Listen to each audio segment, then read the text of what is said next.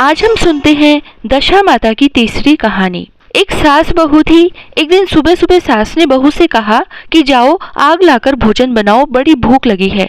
बहू हाथ में कंडी लेकर आग लेने गांव में गई। उस दिन गांव भर में दशा माता की पूजा थी, इसीलिए किसी के यहाँ से भी उसे आग नहीं मिली और वह खाली हाथ लौटकर आई। फिर शाम होने पर वह अपनी पड़ोसन के पास जाकर बोली कि मेरी सास तो दशा माता का डोरा नहीं लेती, लेकिन इस बार मैं डोरा लेना चाहती हूँ, मुझे भी पूजन विधि बता देना।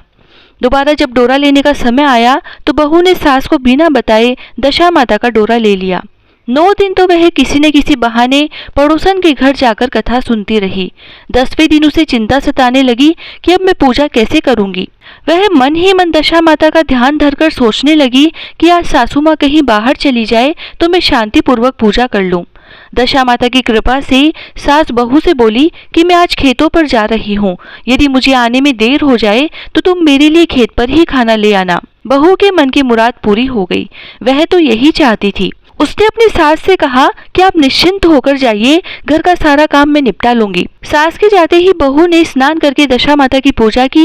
इसके बाद वह पूजा की सामग्री को मिट्टी के गोले में रख कर उसे सिलाने के लिए ले जाने ही लगी थी कि उसकी सास खेतों से वापस आ गई। सास को देखकर बहू ने जल्दी से उस गोले को दही की मटकी में छिपा दिया। उसने सोचा कि उचित समय पर गोले को दही से निकालकर विसर्जित कराऊंगी।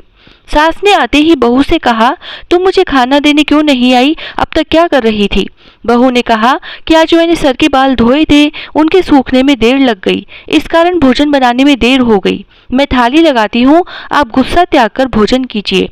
सास का गुस्सा कुछ ठंडा हुआ और वह पैर धोकर चौके पर बैठी ही थी कि उसका बेटा भी आ गया।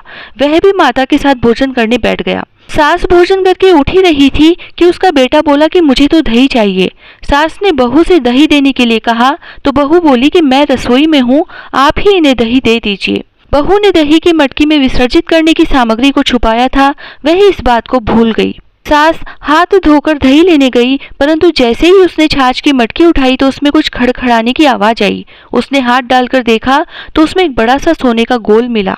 सास ने आश्चर्य से बहू से पूछा कि इस छाछ की मटकी में यह सोने का गोल कहाँ से आया? इसे तुम कहाँ से चुरा कर लाई हो और यहाँ क्यों छिपा कर रखा है?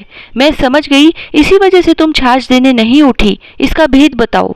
बहू बोली, मुझे कुछ नहीं पता, मेरी दशा माता जाने। मैंने आपको बताए बिना दशा माता का डोरा लिया था और उनकी पूजा की थी। आपके आ जाने के कारण मैं पूजा की सामग्री को विसर्जित करने नहीं जा सकी। आपके डर से मैंने इस छाछ की मटकी में ही छिपा दिया था। दशा माता ने इसे सोने का बना दिया, इसमें मैं क्या कर सकती हूँ? सास ने बहू को गले से लगा लिया और कहा कि अब मैं भी तुम्हारे साथ डोरा लूंगी और विधिवत व्रत और पूजा किया करूंगी। हे दशा माता, जैसे तुमने सास बहू को दिया वैसे सब भक्तों पर कृपा करना। कहता न सुनता न हुकारा बरता न सारे परिवार की रक्षा करना। जय श्री राधे।